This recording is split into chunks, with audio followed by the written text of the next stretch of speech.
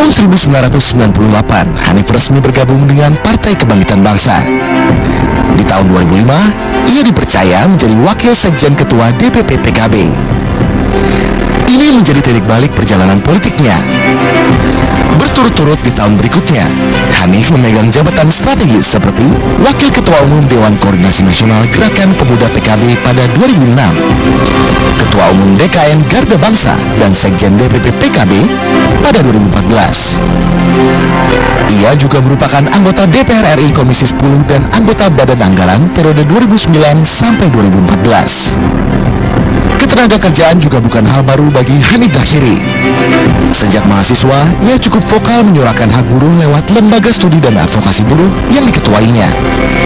Ia juga sempat mencicipi jabatan staf khusus Menaker Trans selama setahun pada era kepemimpinan Herman Suparno.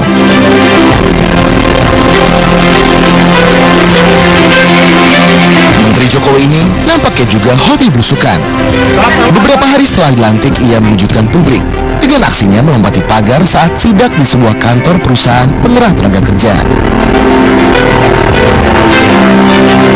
Namun, melompati pagar saja tentu jauh dari cukup.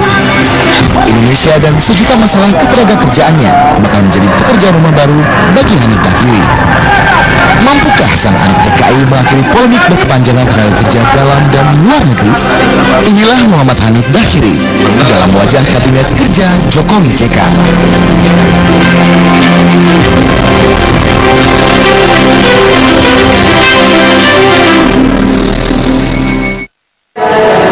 Halo, selamat malam saudara, kita berjumpa lagi dalam program Wajah Kabinet Kerja Jokowi JK. Anda bersama saya Timothy Marbun. Seperti biasa kita selalu berbicara dengan salah satu menteri di dalam Kabinet Kerja Jokowi JK. Karena itu kita bisa membahas berbagai macam masalah di negeri ini dan bagaimana mereka berencana untuk mengerjakan tugas mereka untuk melampauinya dan bahkan membawa negeri ini lebih maju lagi.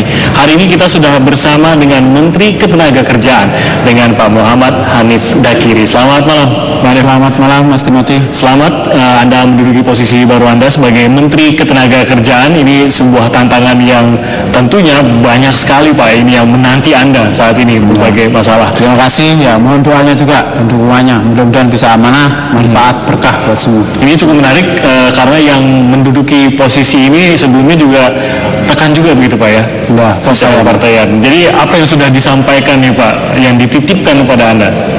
Ya seputar reformasi ketenagakerjaan secara keseluruhan.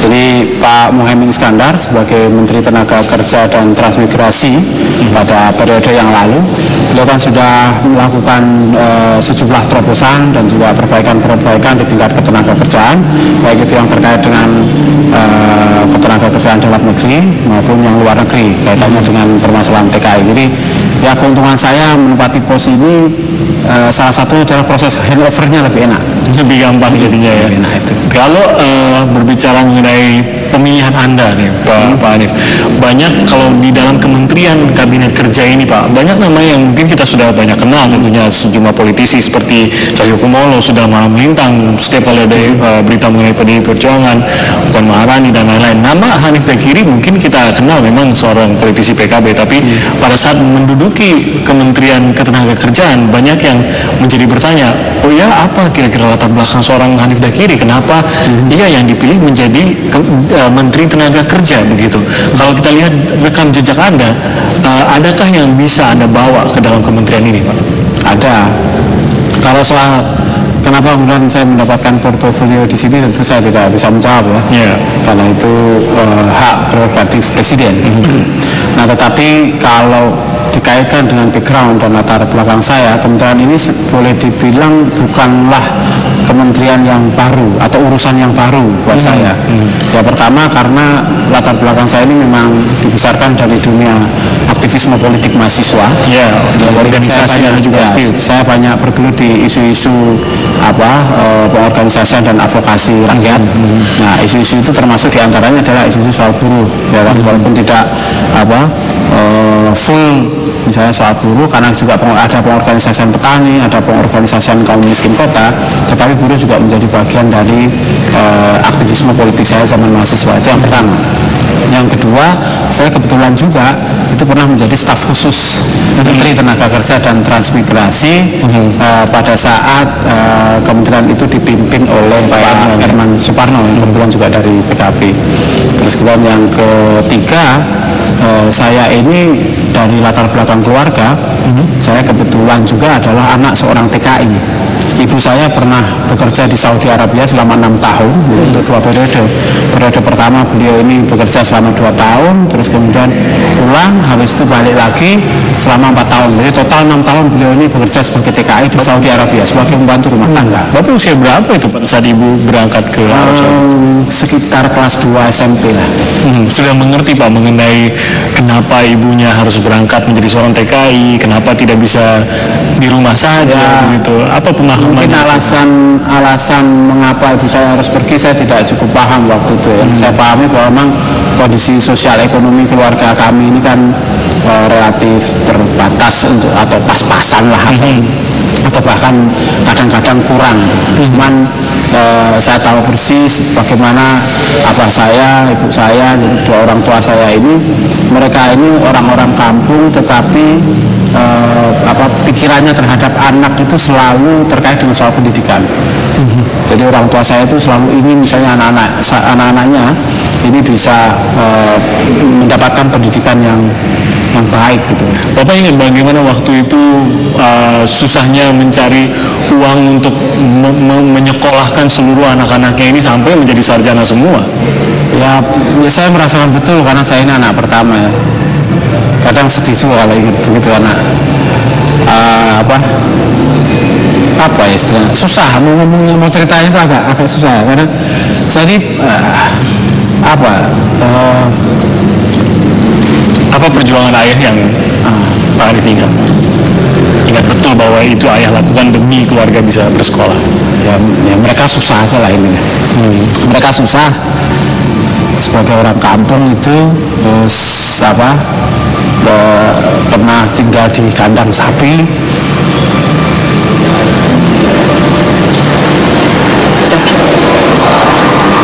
Pernah tinggal di kandang sapi?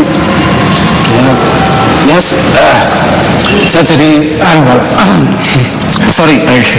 Tapi ini cerita perjuangan soalnya Pak Hanif. Kenapa? Itu benar. Ini cerita perjuangan. Bagaimana seorang yang Pak Hanif tadi ceritakan pernah tinggal di kandang sapi. Pak Hanif sudah lahir waktu itu. Ya, saya menjadi anak pertama pada saat itu. Sudah merasakan dari orang tua yang dalam kondisi begitu. Sekarang anaknya sarjana semua. Salah satunya bahkan terpilih oleh presiden menjadi menteri. Apa pesan orang tua kepada Pak Hanif?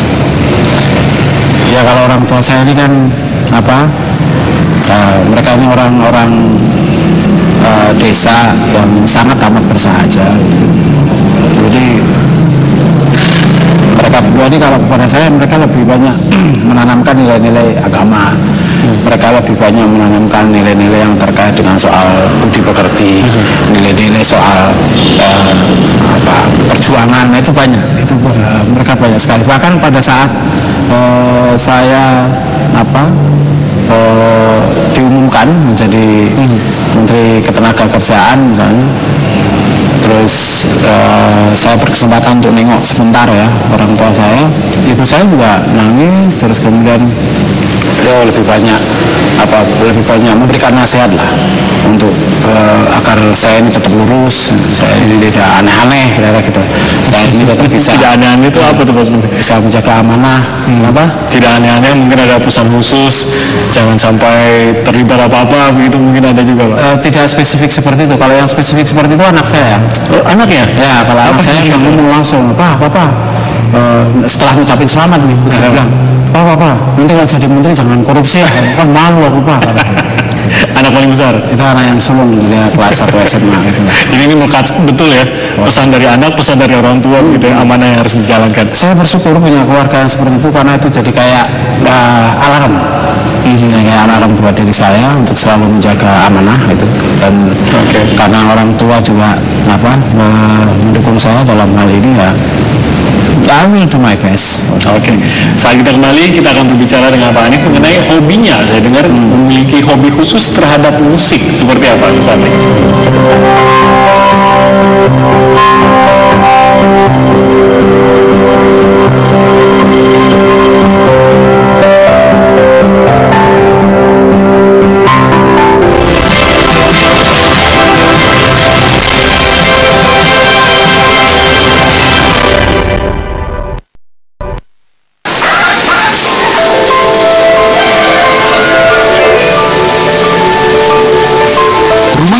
Bata ini sepintas hanyalah rumah biasa.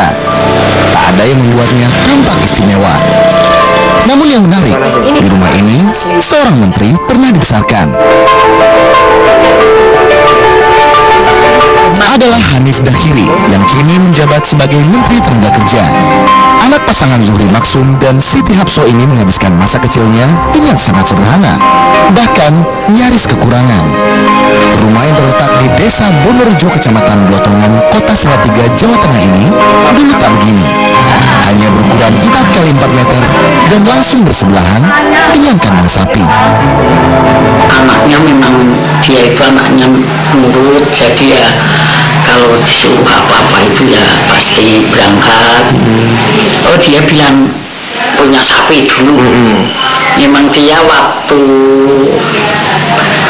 kelas berapa ya aku juga lupa, ya masih SD lah, itu memang SD SMP itu dia sering nyapit itu rumput. Tapi setelah itu kan sapinya tak jual, terus untuk beli rumah yang di depan ini. Perjuangan Zuhri membesarkan anak-anaknya berbuah manis. Hanif tak hanya menjadi kebanggaan, tapi juga pejabat pemerintahan. Fakta lain yang mengharukan, Ibunda Hanif adalah mantan TKI yang pernah bekerja di Arab Saudi. Ia nekat bekerja jauh dari keluarga demi mendapatkan kehidupan yang lebih baik. Di Arab Saudi itu, dan kita bisa memperbaiki rumah ini, bisa memperbaiki karena rumah yang pertama itu berdiri tahun 73, rumah yang besar ini berdirinya tahun 79, saya sudah jadi. Di mata adik-adiknya, Hanif Dakhiri merupakan sosok yang tegas.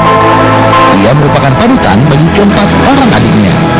Memang lahir dari keluarga kecil, dulu rumah kami cuma satu kotak mas, jadi kalau orang tidur itu 7 orang itu jejer-jejer. Kayak apa, kayak kalau orang Jawa kayak gereh teri, kayak gitu. Terus yang saya masih ingat banget, dulu kalau makan itu kok ada yang nambah mas, itu ada satu orang yang tidak makan. Kayak gitu, makanya ya ini semua berkah yang harus kita syukuri. Bukan kebetulan anak TKI kini jadi menteri. Harapan keluarga hanya satu, Hanif tetap jujur dan amanah menjalankan tugasnya. Berharap pengalaman hidup menjadi bekal memimpin dan menyelesaikan berbagai persoalan.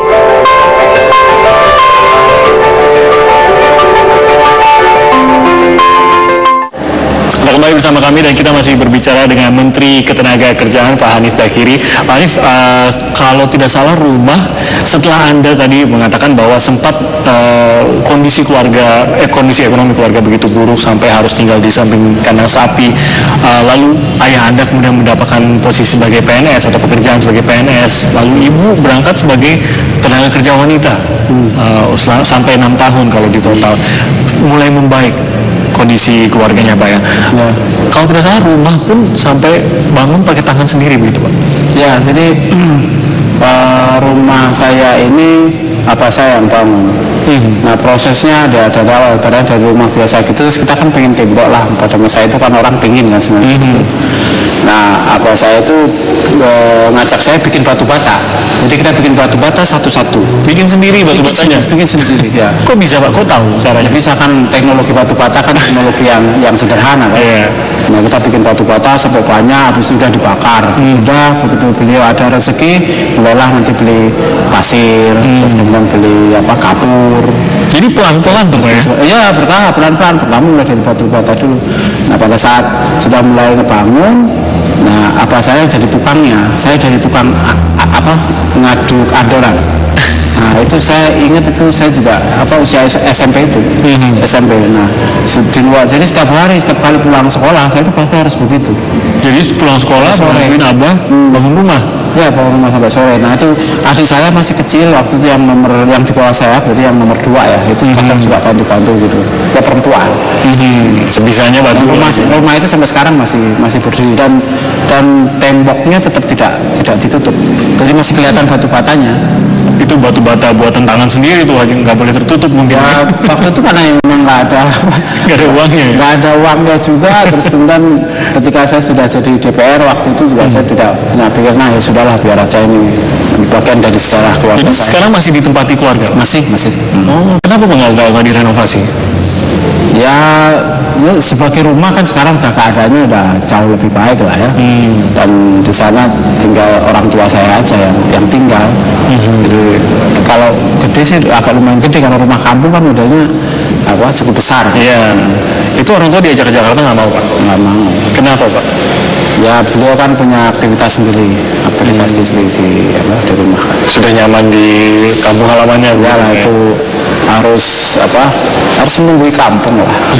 Bapak, saya mau tanya cerita sedikit mengenai ibunda yang tadi Bapak cerita bahwa sempat menjalani tugas untuk menghidupi keluarga sebagai tenaga kerja wanita. Pertama 2 tahun dulu ya Pak ya. Bapak mungkin tadi mengatakan tidak mengerti sebenarnya pada waktu itu mengapa harus berangkat. Tapi 2 tahun ditinggal ibu, lalu bertemu dengan ibu, cerita apa yang disampaikan ibu tentang pekerjaannya Pak? Ya, saya bersyukur karena pada saat ibu saya bekerja ke luar negeri itu kalau cerita yang saya dengarkan dari beliau mendapatkan majikan yang baik. Jadi itu kenapa beliau sampai kembali lagi itu kan karena merasa kebutuhan di rumah kira-kira kurang, masih dirasa kurang memadai, dan beliau punya keyakinan bahwa di sana ini majikannya baik, jadi akhirnya balik lagi ke sana gitu. Jadi itu yang saya syukuri, sehingga kalau hari ini kita mendengarkan ada banyak TKI kena masalah ini itu, ya saya bersyukur karena ibu saya alhamdulillah beliau baik-baik saja selama itu, bahkan beliau dihajikan. Oleh majikan? Ya, dihajikan oleh majikannya. Jadi itu sesuatu yang buat ibu saya juga sangat amat berharga. Kalau tidak salah hobi musik ya Pak? Ya, dengerin aslinya sih. Dengerin atau ceritanya gini, saya ini dari zaman kuliah kan memang kadang kalau pas ada inspirasi gitu, walaupun gitar saya ini nanggung, bukan seorang gitaris yang baik, ya hanya bisa CFG itu, cuman kadang suka dapat inspirasi, lalu dapat notasi lagu kayak gitu. Jadi setelah itu saya simpan, lalu saya pikir-pikir, ini masa iya sih lagu begini kok cuma diperdengarkan ke teman-teman aja. Nah, pas saya sudah jadi DPR kan saya pikir kan sedikit-sedikit bisa nyicil nih, ada duit nih misalnya kan. Udah akhirnya saya rekaman satu sampai akhirnya bisa 11 lagu. Nah, itu yang kemudian saya kumpulkan, terus ada temen yang membantu saya untuk aransemennya, itu ya udah jadilah album itu. Ini sekarang bisa dapat di mana Pak albumnya? Oh, di toko-toko ini ada. Musik biasa ada? Di toko-toko, di mall-mall misalnya itu ada, di Semarang juga ada. Jadi namanya benar-benar nama Bapak tetap Hanif Dakiri atau ya, MHD. Muhammad Hanif Dakiri gitu ya. Jadi di albumnya hanya MHD saja. Boleh kita dengar suaranya Pak nih? Yang lagu apa tuh ya? Yang saya tahunya yang albumnya Pak nih, Traces of a Broken Heart. Oh, Traces of a Broken Heart itu judulnya. Itu artinya jejak-jejak sebuah hati yang patah. Itu lagu yang mellow-full kira-kira gitu. Saya agak malu sebenarnya soalnya. Tapi kalau seru nyanyi, bagian saja Pak, boleh. Ada lagunya yang berjudul The Drizzle. Nah, The Drizzle. Ode to My Princess. Jadi gerimis. Oh iya. Ode untuk Ode to my princess. Kira-kira gitu lah. Gimana tuh Pak baiknya Pak? Every time I close my eyes, I can see the... lupa nih. Lupa. Ini artisnya sudah lupa. Udah lama gak nyanyi ini. Kenapa bahasa Inggris Pak waktu itu? Kenapa? Bikinnya naskah bahasa Inggris. Ini ada 2 lagu bahasa Inggris, tapi ada yang 9 itu bahasa Indonesia. Ada yang religi 1. Oke. Rabbana dolamna anfusana wa illam taghfir lana wa tarhamna lanakunanna minal khosirin. Bagus banget. Yang religi 1. Aduh, boleh nih albumnya di toko-toko musik terdekat nih kalau ada yang mau. Ternyata ya silakan dibeli. Biar modal saya kembali. Jadi kalau dulu kita punya presiden punya album, sekarang kita sudah punya menteri yang punya album nih Pak Ade. Melanjutkan. Oke, pada saat kita kembali, saya akan langsung ke beberapa masalah nanti Pak, yang akan ditangani atau akan Bapak hadapi dalam kementerian Bapak. Di antaranya tentunya ada mengenai buruh, ada mengenai TKI. Kita akan ke sana sesaat lagi.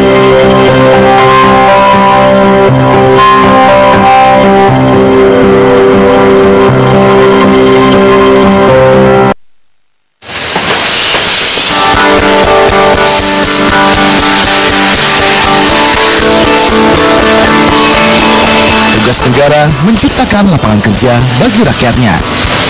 230 juta jiwa adalah angka yang cukup besar jika dibandingkan lapangan kerja yang terbatas.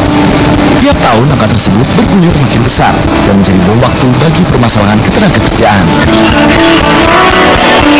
Tak pernah absen, tiap 1 Mei ribuan buruh tumpah ruah turun ke jalan menuntut hal yang sama tiap tahunnya, kenaikan upah atau paling tidak penghapusan sistem tenaga alih daya. Sedangkan di perantauan, ribuan TKI tengah menanti kejelasan nasibnya di negeri orang. Gaji yang tak dibayar, penyiksaan oleh majikan, hingga menanti vonis mati.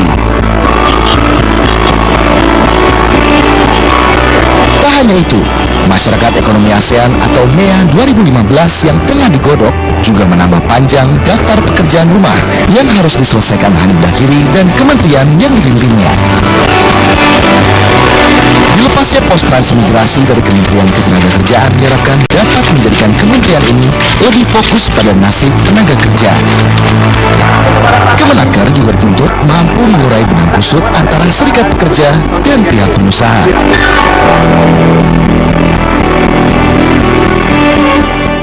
Terima kasih Anda masih bersama kami. Kita masih berbicara dengan Menteri Ketenagakerjaan Pak Hanif Dakiri. Pak Hanif, saya tadi mau langsung mengenai beberapa permasalahan yang akan langsung dihadapi oleh kementerian Anda. Kalau disederhanakan, mungkin salah satu yang paling diingin ketahui adalah mengenai tenaga kerja Indonesia yang berada di luar negeri, dan yang kedua mungkin mengenai buruh utamanya di dalam negeri ini. Untuk sesi ini saya mau berbicara mengenai tenaga kerja Indonesia terlebih dahulu yang berada di luar negeri. Berbagai masalah ini merundung mereka Pak.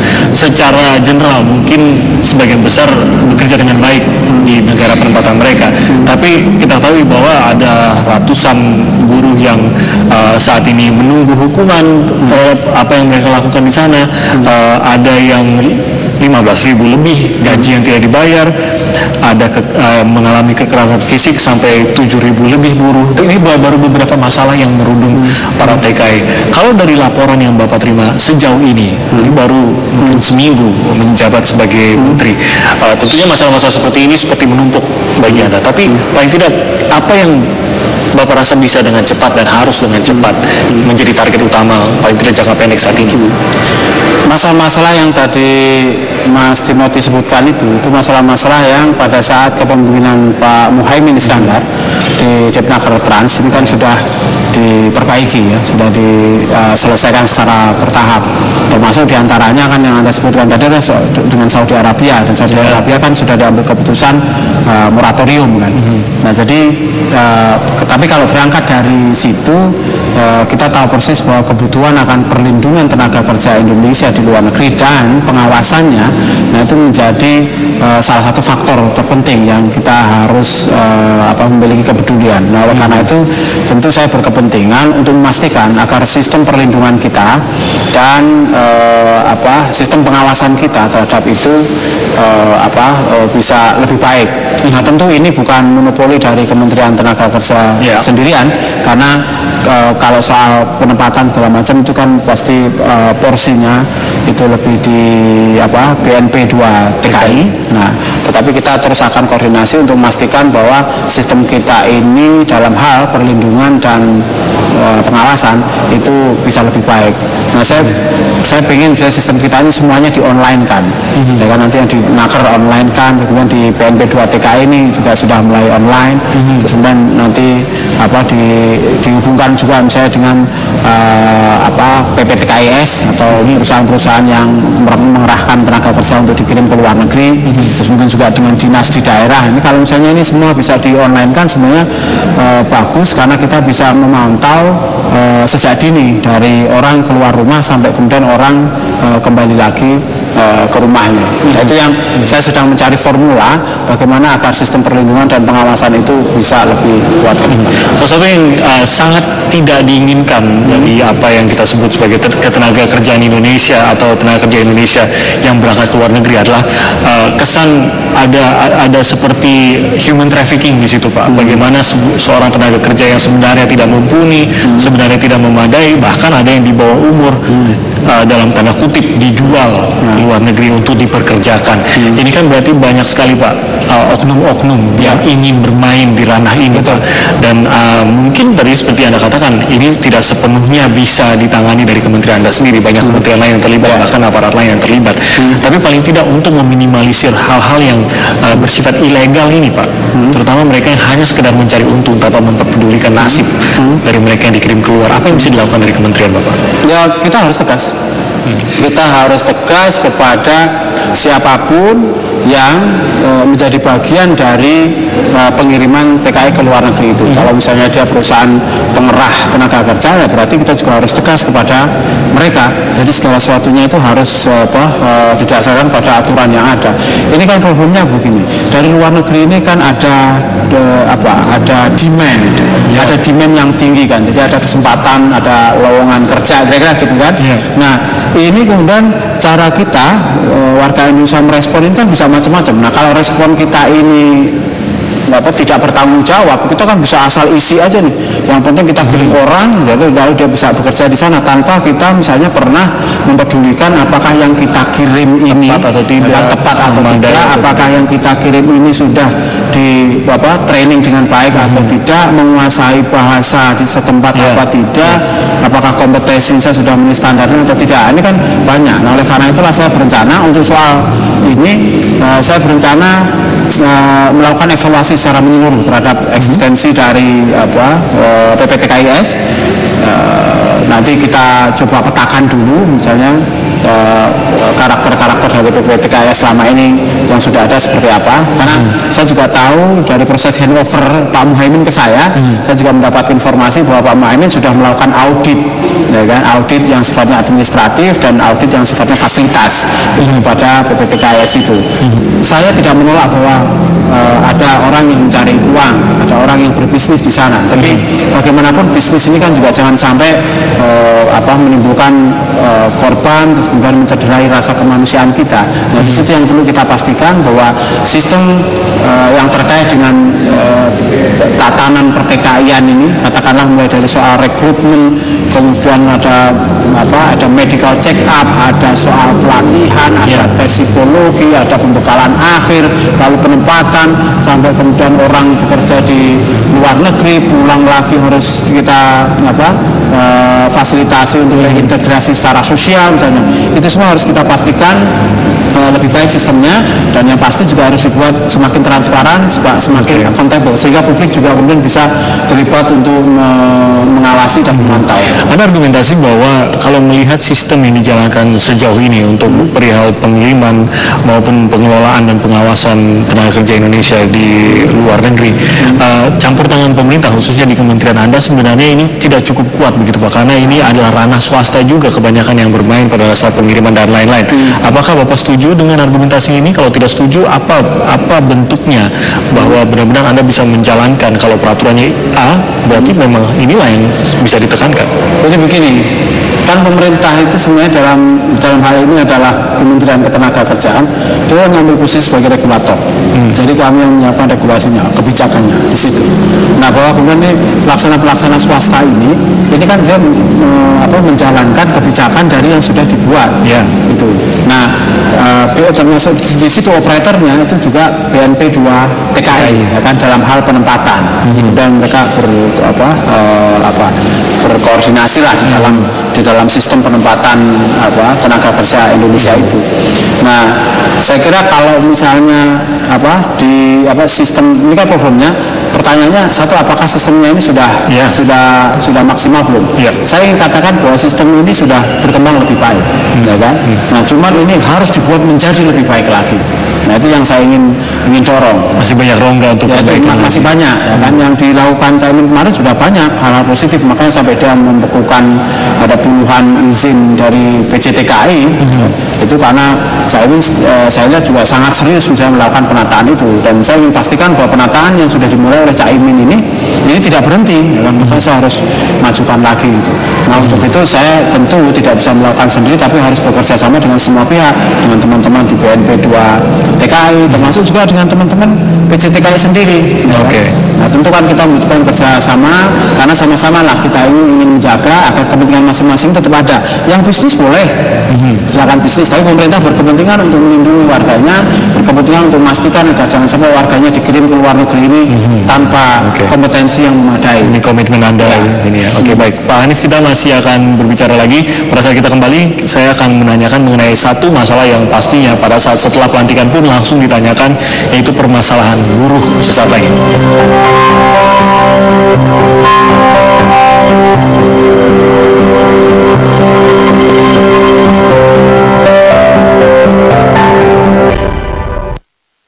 Kalau berbicara ketenaga kerjaan, tentunya ada satu hal yang selalu menjadi pembahasan setiap tahun bahkan, yaitu persoalan buruh. Dan tahun ini tentunya juga ini masih menjadi suatu yang dibahas dan masih banyak tuntutan juga yang dilaksanakan oleh buruh. Dan kita masih berbicara mengenai hal ini dengan Menteri Ketenagakerjaan Pak Hanif Dakiri. Pak Hanif, berbicara mengenai buruh sendiri, kalau tidak salah setelah dilantik pun pertanyaan buruh langsung ditanyakan kepada Anda pada saat itu.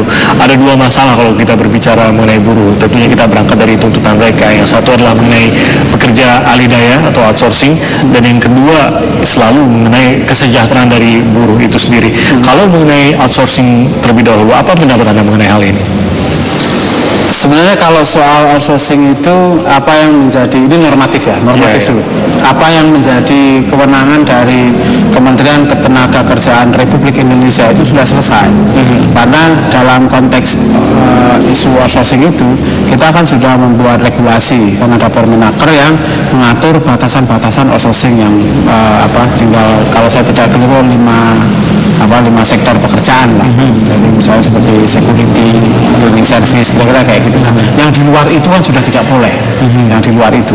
Nah, artinya dalam konteks ini sebenarnya yang tinggal menjadi pekerjaan kita adalah penegakan hukum ketenagakerjaan itu. Nah, ini yang memang masih menjadi tantangan ke depan untuk di konteks Kementerian Ketenagakerjaan sendiri.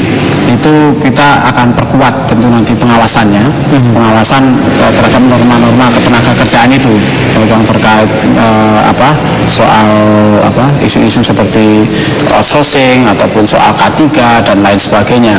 Nah, tetapi khusus kalau misalnya terkait isu ini memang ada yang paling banyak bergejolak ini kan soal outsourcing yang di BUMN, kan itu. Nah, saya sudah bicara bisik-bisik lah gitu, jadi pas ketemu di rapat kabinet itu dengan Bu Rini Sumarno, Menteri BUMN, ya intinya kita mau cari waktu lah untuk membicarakan soal itu, dan kita akan coba cari formulanya yang terbaik mengenai soal outsourcing itu. Kalau mengenai kesejahteraan buruh juga sebenarnya termasuk yang outsourcing juga ini salah satu yang dibicarakan adalah kesejahteraan mereka juga, tapi lebih luas lagi mengenai kesejahteraan, utamanya mengenai upah buruh sendiri. Ini kan sesuatu yang sangat sulit Pak dicari, angka tengahnya itu sebenarnya berapa, itu salah satu. Kalau Anda sendiri apa yang selama ini ide yang Anda bawa pada saat menjadi Menteri Ketenagakerjaan, bagaimana bisa mempertemukan entah itu pihak-pihak tripartit ini ataupun angka yang bagaimana cara menghitung yang benar-benar ideal? Oke, ini soal pikiran dulu ya. Soal pikiran dulu. Memang kalau isu-isu perburuan itu saya lebih banyak dihabiskan energinya untuk soal upah saja, ya kan? Atau ihwal-ihwal yang terkait dengan upah itu memang khawatirnya akan terjadi involutif jadi sifatnya. Jadi karena ini berulang-ulang kan, selalu setiap kali ada aspirasi, ada demo misalnya soal upah terus. Nah, makanya saya sedang berpikir apa nggak bisa nih misalnya kalau kemudian wacananya kita cari yang lebih signifikan dikaitkan dengan upaya peningkatan kesejahteraan buruh, misalnya adalah dengan kita berbicara mengenai sistem pengupahannya. Nah, kalau sistem pengupahan misalnya kita bisa introducer bagaimana penggunaan skala upah misalnya di dalam menentukan konstruksi upah buruh itu. Nah, mungkin terus juga termasuk timing misalnya, pembahasan penetapan upah minimum misalnya yang ada di Dewan Pengupahan di daerah misalnya. Nah, saya sedang jajaki ide ini, saya sedang kaji ide ini, yang pada intinya adalah kita ingin mendorong agar isu-isu mengenai soal upah ini tidak selalu alot gitu loh. Tidak selalu alot. Nah, jadi saya coba cari terobosan. Nah, saya mematangkan dulu soal ide mengenai sistem pengupahan itu. Saya pasti harus ketemu dengan teman-teman di serikat buruh, serikat pekerja. Saya juga harus bertemu dengan kalangan dunia usaha, ya kan? Terus saya pasti harus juga menyerap pengalaman dari teman-teman di Kementerian Tenaga Kerja sendiri sebagai pemerintah, ya, terlibat memfasilitasi proses-proses dialog di antara mereka semua. Nah, saya berharap lah mudah-mudahan nanti ada formula menyangkut bagaimana isu soal upah ini bisa kita istilahnya kita tingkatkan kualitasnya lah dengan berbicara mengenai sistem pengupahan. Tapi kalau setiap tahun ada tuntutan upah, tuntutan kenaikan, ini buat Anda wajar atau menurut Anda seharusnya ada solusi? Ya, sebagai hak demokrasi kan itu pasti sah-sah saja. Itu hak demokrasi rakyat, itu hak demokrasinya buruh, dan siapapun tidak bisa melarang itu. Hanya kan kalau misalnya kita berbicara mengenai soal efektivitas perjuangan politik buruh misalnya, apakah tuntutan mengenai soal upah itu harus melulu berhenti di situ, ataukah sebenarnya ada metode lain yang bisa kita kembangkan untuk memastikan bahwa kesejahteraan buruh ini juga meningkat, sehingga tidak melulu soal upah maksud saya. Karena kalau kita bicara mengenai sistem pengupahan itu pasti kan cakupannya akan lebih luas, misalnya soal kompensasi misalnya kan, terus kemudian hal-hal lain lah yang mungkin bisa kita identifikasi satu persatu mana yang ini bisa membantu mendorong peningkatan kesejahteraan buruh. Lalu untuk posisi dari pemerintah sendiri, tentunya kita banyak mendengar teriakan begitu Pak, agar berada di posisi yang memihak buruhnya begitu, memihak rakyat. Tapi tentunya kan ada pihak juga di sini yang berkepentingan, yaitu mereka yang memberi upah, tentunya para pengusaha di sini. Kalau Anda mempersepsikan posisi ideal khususnya Anda dari pemerintah ini, apakah benar secara terang-terangan ya berpihak pada buruh tentu saja, atau ada peran sendiri yang sebenarnya soal keberpihakan itu kalau buat saya itu keberpihakan kepada keadilan, ya, keberpihakan kepada keadilan. Nah, tentu kalau dalam kasus-kasus atau dalam konteks sebuah struktur di mana buruh ini banyak mendapatkan perlakuan yang tidak adil, ya pasti kita harus berpihak kepada buruh. Kita berpihak bukan karena buruhnya, ya kan, tapi karena keadilannya. Karena buruh misalnya dalam konteks tertentu mereka sebagai pihak yang didolimi. Tapi dalam case yang lain misalnya kan ada juga misalnya yang pengusahanya ini mendapatkan posisi yang tidak adil. Nah, di situ karena pemerintah kan pasti harus menyeimbangkan dua kementerian itu, karena posisi buruh itu sangat penting, sangat strategis ya kan, bagi bangsa dan negara. Nah, pengusaha juga demikian. Nah, sementara kepentingan mereka ini kan berbeda. Nah, disinilah seni kita untuk memfasilitasi dialog-dialog penyelesaian masalah yang melibatkan kedua komponen penting bangsa itu. Siapa yang khususnya Bapak ajak bicara untuk mencari bagaimana sebenarnya titik temu ini agar jangan sampai satu di atas yang lain begitu, benar-benar dicari suatu keadilan. Kalau dari kementerian Bapak saja tentu saja tidak lebih luas dari itu. Ya pastinya semua pihak lah ya, semua pihak. Misalnya dalam isu outsourcing misalnya, karena aspirasi yang banyak muncul soal outsourcing ini kan lebih banyak terkait dengan pekerja di BUMN. Nah pasti saya harus bicara dengan Menteri BUMN. Kalau yang di sektor-sektor lain kan sudah lumayan ya, sudah ada perbaikan dan prosesnya masih terus berlangsung. Kalau kita nanti bicara misalnya mengenai buruh perkebunan misalnya, kan itu yang hubungan industrialnya juga malah lebih nggak jelas lagi tuh.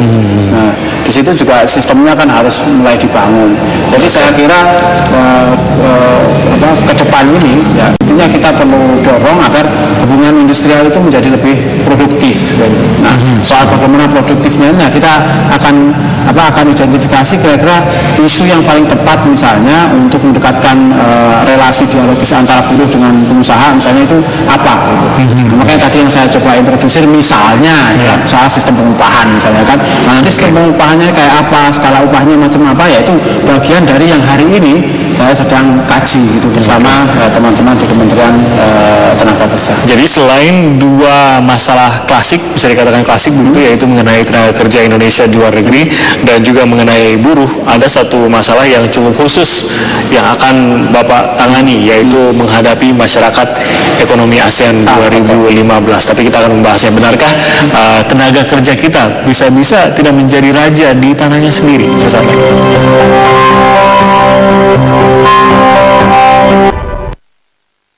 Ada sebuah tantangan tersendiri yang akan dihadapi oleh tenaga kerja Indonesia pada tahun 2015, yaitu masyarakat ekonomi ASEAN. Benarkah tenaga kerja kita terancam dengan dibukanya pasar kita ke dunia atau khususnya kepada ASEAN?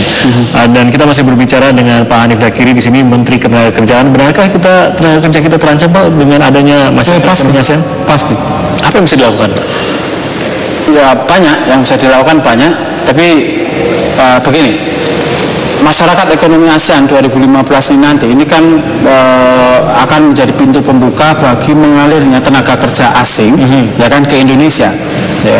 Tenaga kerja sektor formal ini sudah mulai masuk, misalnya ada akuntan, ada dokter, kemudian ada sektor-sektor pekerjaan di pariwisata, misalnya kayak hotel segala macam, koki kayak gitu.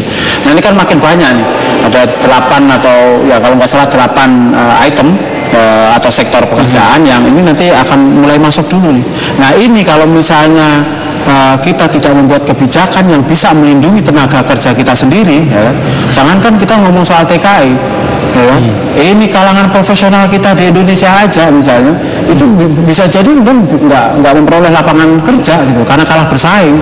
Kita tahu misalnya kalau tenaga kerja dari luar negeri ke Indonesia misalnya, mereka kompetensinya oke, lalu bersertifikasi misalnya. Nah sementara kita bagaimana? Nah ini menurut saya yang harus dijadikan perhatian kita semua, bukan hanya kementerian saya tapi juga kementerian yang lain dan juga masyarakat secara umum. Nah bagaimana kemudian dengan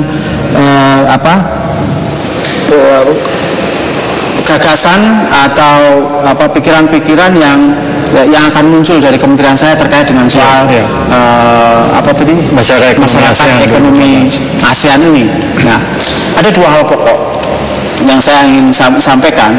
Yang pertama adalah bahwa masuknya tenaga kerja asing itu, ya kan, itu memang merupakan bagian dari proses liberalisasi dunia, kira-kira gitu. Nah, tetapi Indonesia jangan pernah menjadi korban dari liberalisasi semacam ini. Jadi kita harus menyiapkan benteng. Nah, benteng itu berupa peningkatan kompetensi dan percepatan sertifikasi profesi. Nah, itu yang saya ingin lakukan dalam konteks ketenaga ketenaga kerjaan itu. Tapi ini butuh waktu juga nih Pak. Oh ya pasti butuh waktu. Itulah kenapa kita butuh percepatan gitu. Itu harus kita cepetin nih proses sertifikasinya misalnya. Nah oleh karena itu ada sebuah lembaga yang menjadi mitra saya namanya BNSP, Badan Nasional Sertifikasi Profesi misalnya. Nah ini harus kita dorong, kita bantu misalnya agar kapasitasnya dan cakupannya itu menjadi lebih besar sehingga dia bisa melakukan percepatan sertifikasi. Nah kami yang di ketenagakerjaan kita akan intensifkan, kita akan masifkan pelatihan-pelatihan untuk meningkatkan kompetensi dari warga kita. Nah itu yang pertama nih, yang pertama. Nah yang kedua kita harus melakukan pengetatan terhadap tenaga asing yang ada, tenaga kerja asing yang ada akan masuk ke sini, yang akan masuk ke Indonesia. Nah pengetatan ini sesuatu yang logis kalau kita berdialektika ya secara politik maupun secara ekonomi dengan negara lain. Saya butuh dukungan dari banyak pihak ya. Ini kan terkait dengan banyak kementerian, ada imigrasi, mungkin ada kementerian luar negeri, ada yang lain-lain juga mungkin. Nah ini semua sedang saya identifikasi. Jadi itu hanya ide-ide yang terlontar begitu saja, misalnya dari pikiran saya dalam rangka melindungi tenaga kerja yang ada di Indonesia. Coba misalnya kita hari ini aja masih nggak bisa ngirim dokter ke Singapura aja, ya kan? Nah jadi ini kan tentu harus kita jaga bersama-sama agar tenaga kerja kita yang sudah skilled, sudah educated ini harus dipastikan jangan sampai kalah. Nah kemudian yang unskilled, uneducated yang selama ini menjadi TKI harus terus kita didik, kita perbesar sektor formalnya. Jadi nanti kalau kita kirim-kirim ke luar negeri, kita nggak perlu ngirim lagi, misalnya kayak PRT segala macam itu. Iya, lebih kita profesional ya, lebih di sektor formalnya yang kita penuhi. Baik, terima kasih banyak Pak Menteri atas waktu Anda bersama kita pada malam hari ini. Kita ingin lihat bagaimana ide-idenya ini tentunya menjadi kenyataan dan tentunya harapan kita adalah bisa benar-benar berkontribusi terhadap tidak saja menyelesaikan beberapa masalah yang dihadapi, tapi membawa lebih maju lagi tenaga kerja di Indonesia. Terima kasih banyak. Ya, terima kasih atas waktunya.